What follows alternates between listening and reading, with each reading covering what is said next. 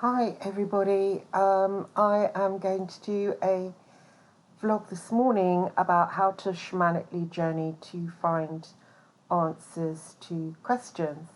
And I was going to journey this morning for myself, and I thought, well, why not do a vlog as I'm doing it? I want to find out answers to a few questions this morning. So what you do, you have a notepad and pen handy.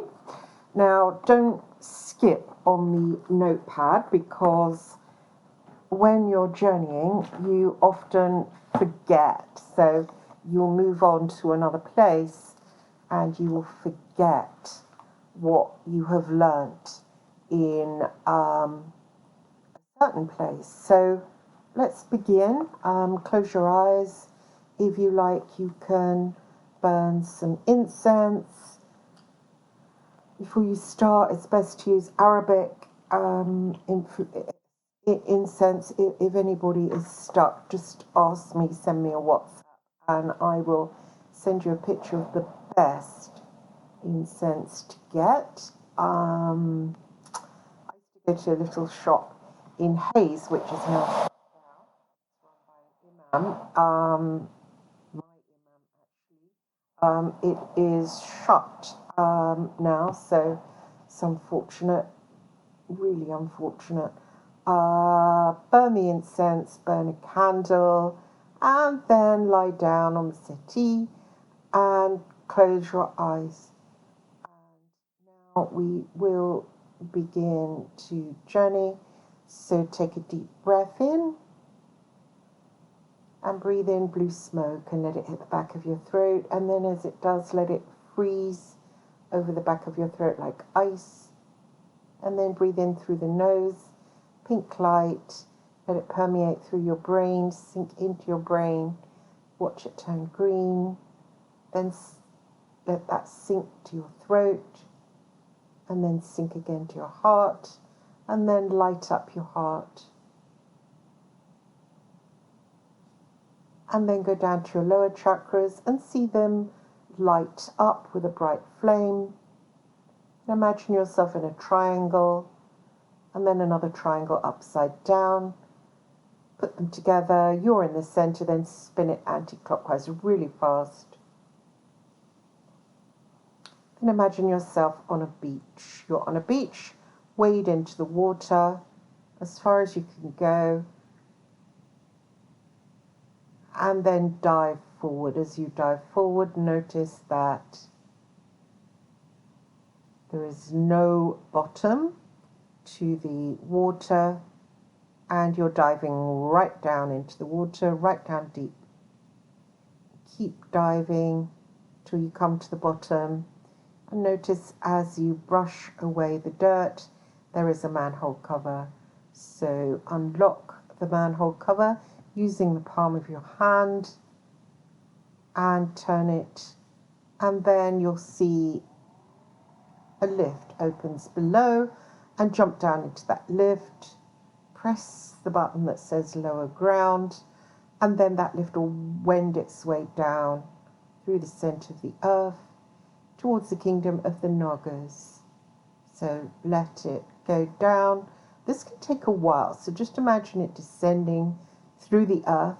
You can see the earth from a distance as you descend, and then it will eventually open into a cave. This is a cave of the Nagas, and you'll probably see a Shiva at some point in the cave. Wander around the cave, then go to the emerald door, which is over to the far left. Then go through the door and then call on your power animal. Your power animal will come towards you. Mine is a black panther that I call Nancy.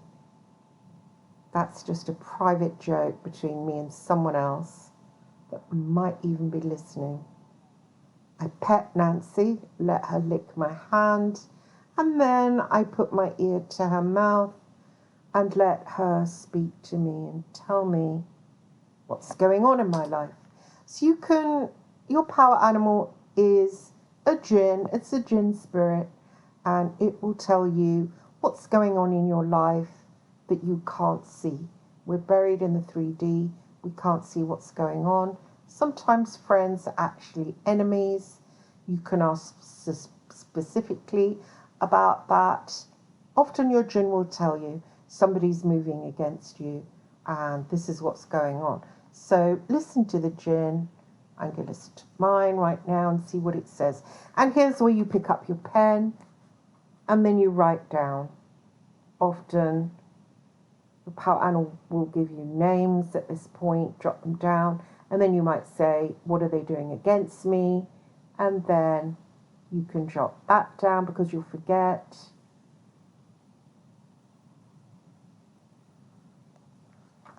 And then you ask the jinn what places that would be best for you to visit in the lower world. The lower world is where shamans go to retrieve souls, bits of people's souls, to find out the future. There are various places that I visit when I'm in the lower world, and I will take you on a quick tour around these very quick. So the lower world opens before you, and it's like ancient Egypt. It's very Arabic. One must be aware that this is the world of the jinn, also known as nagas, also known as serpents. It won't appear like that, but this is what it is. A lot of them have converted to Islam. It is a place where you have to be careful, and your spirit guide, aka your power animal, will help you and advise you. It's something that's there for you. So what I do, I put a lead on mine and allow it to walk me forward.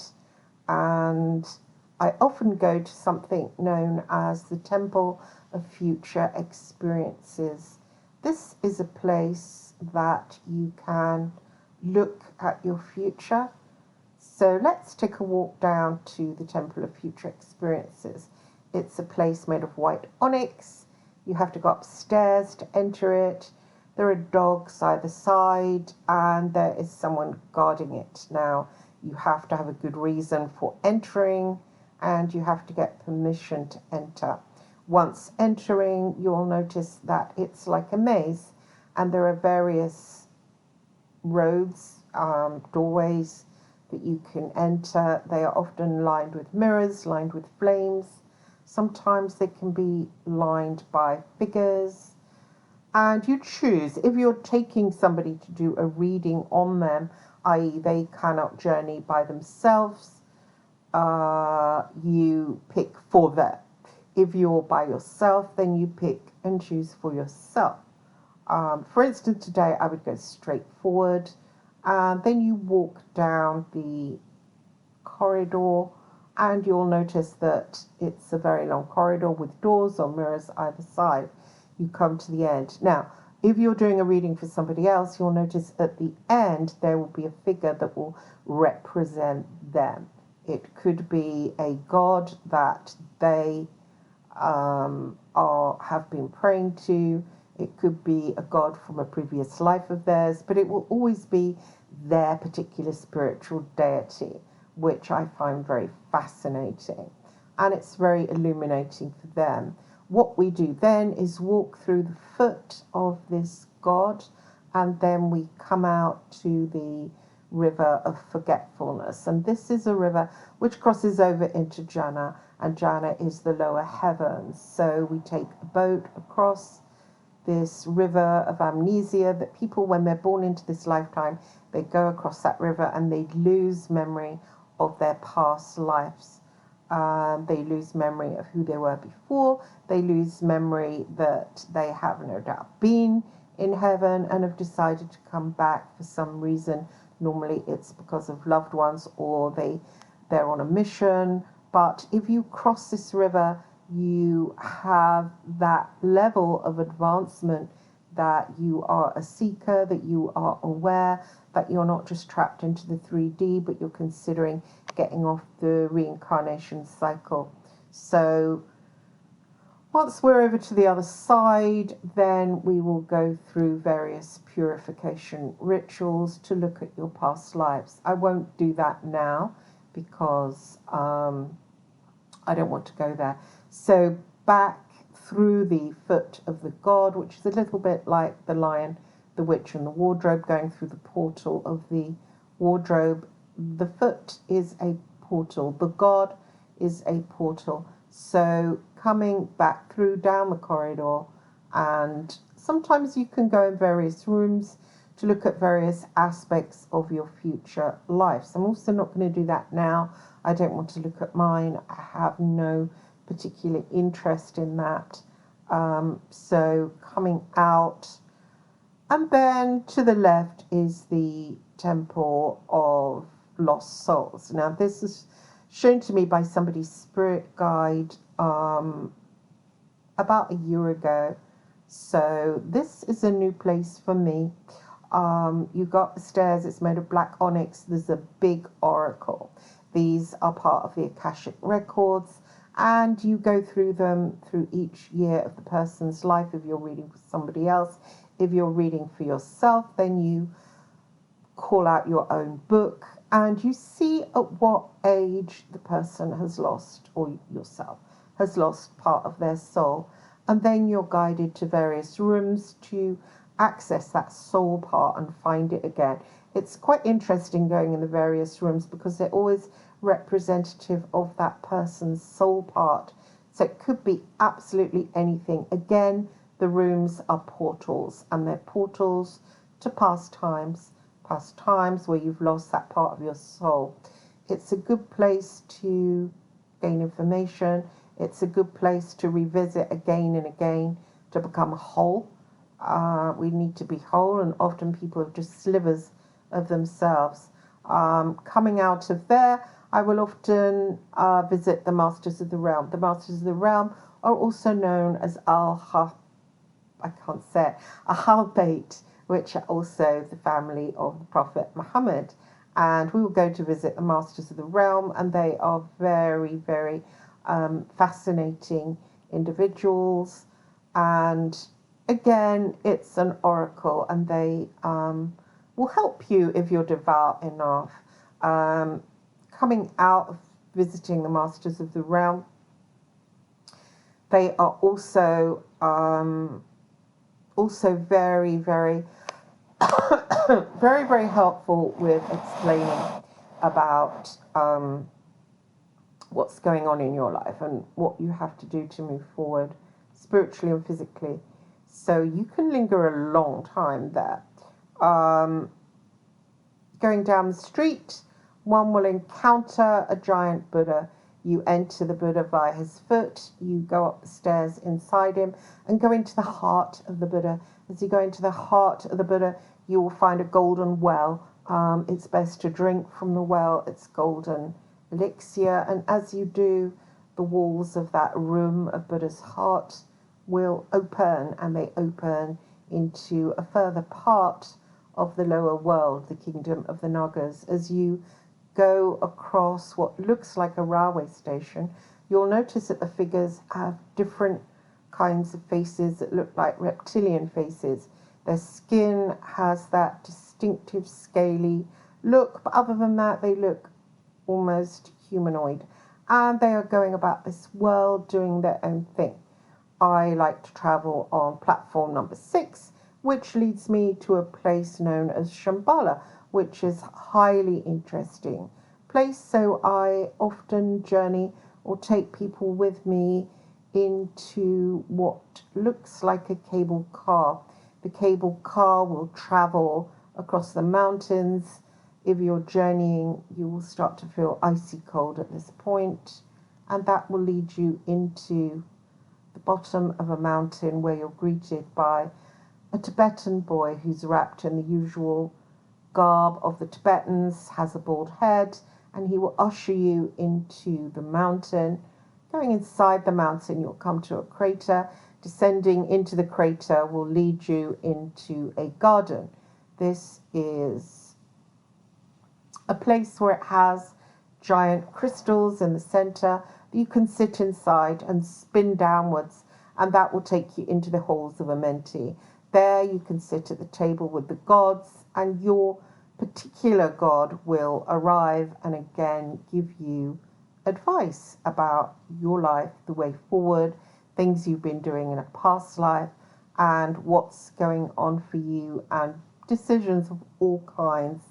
Again, it's always best to write this down because as you journey forward, you'll forget. Coming out of there, you take the same journey back out of the foot of the Buddha, which leads you back to the caves of Shiva, saying farewell to your power animal. You go up the lift through the water and back to the shore of the river or the sea, whichever you choose to envisage for your water portal. Traveling up to the upper world is, of course, through a tree. What I do is to envisage the tree, a large oak, and then climb up it, which gains you access to the upper world. And then I will stand there waiting for a light ship to arrive. The light ship will then take me to the upper world. And in the upper world, again, once you arrive in the light ship, you have to make your way to a train station, get on a train and then go to the entrance. And you just get to go on the edges of the upper world. And then you can go inside this gateway and go to the first space. The first space is where you meet the Council of Light. The Council of Light will then tell you which particular portal you need to go through to reach a kind of purification or an informing, whichever you need. So they will tell you which room, and then you go about the building looking for that particular room. Then you will go inside it. Sometimes you will again take a cable car somewhere else, and it will be to greet either people that you have worked with in the past. I myself personally come from Aldebaran, and I will interact with individuals from Aldebaran, and you will be enlightened. The upper world offers nothing but enlightenment. Again, write it all down. And it's interesting to interact with your spirit guides, whoever they might be. For some people, it's Lyrans. For some people, it's Pleiadians. For some people, perhaps reptilians. For some people, it is the old gods, factions of people that have lived on Earth. It could be absolutely anything. It's getting easier and easier with the ascension process for people to see these worlds, for people to journey, for people to gain information. And the light ships are arriving from different planetary systems, and my own light ships from Aldebaran help me. They're linked with the Pleiadians, as most people will know, and obviously other people's light ships will help them. Everybody comes from somewhere that isn't this planet. As people know, this is a prison planet, and people have been dumped here millions of years ago, billions of years ago, and we have come out of them. Our souls and spirits have been trapped here, and we are reincarnated again and again until we get out of the reincarnation circle and get home. This isn't our home. It's a bit like the land of Oz. It's Oz. Our job is to get back to Kansas. Kansas is our home and where we will feel most happiest. We are not home on planet Earth. We are literally, it's a prison planet. And that doesn't mean the bad guys have come along and locked us down and, oh, we need to get free here. It's literally a prison. You can't have wormwood scrubs. And I know, guys, now let's get rid of all the prison guys prison guards and let's make it a great place. No, no, no, no. It's not right for you. It's not where you should be.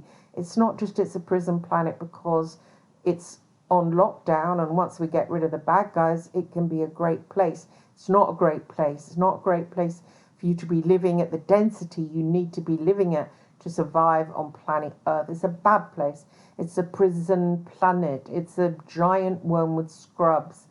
We need to get out of it, literally out and away.